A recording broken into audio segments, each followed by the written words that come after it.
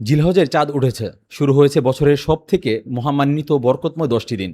এমন কিছু দিন যেগুলোর নেক আমল আল্লাহর কাছে বছরের অন্য সব দিনের থেকেও বেশি প্রিয়। আল্লাহ তাআলা কোরআনে শপথ করেছেন, ওয়াল ফাজরি ওয়ালায়ালিন আশরিন, শপথ ফজরের এবং 10 রাতের। অধিকাংশ সাহাবায়ে কেরাম বলেছেন এই 10 রাত বলতে জিলহজের প্রথম 10 দিনকেই বোঝানো হয়।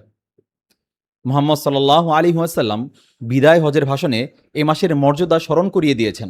তাই এই দিনগুলো আমাদের জন্য আল্লাহর নৈকট্য লাভের এক অসাধারণ সুযোগ।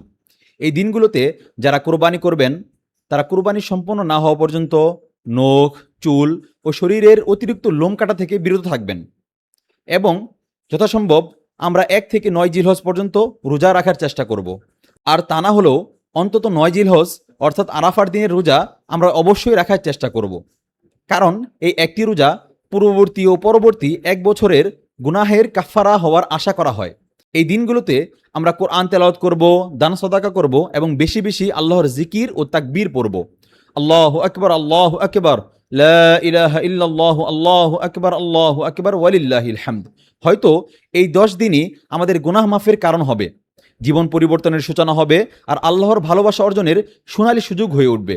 আসুন জিলহজের প্রথম 10 দিনকে ইবাদত, তাওবা ও আল্লাহর স্মরণে ভরে তুলি।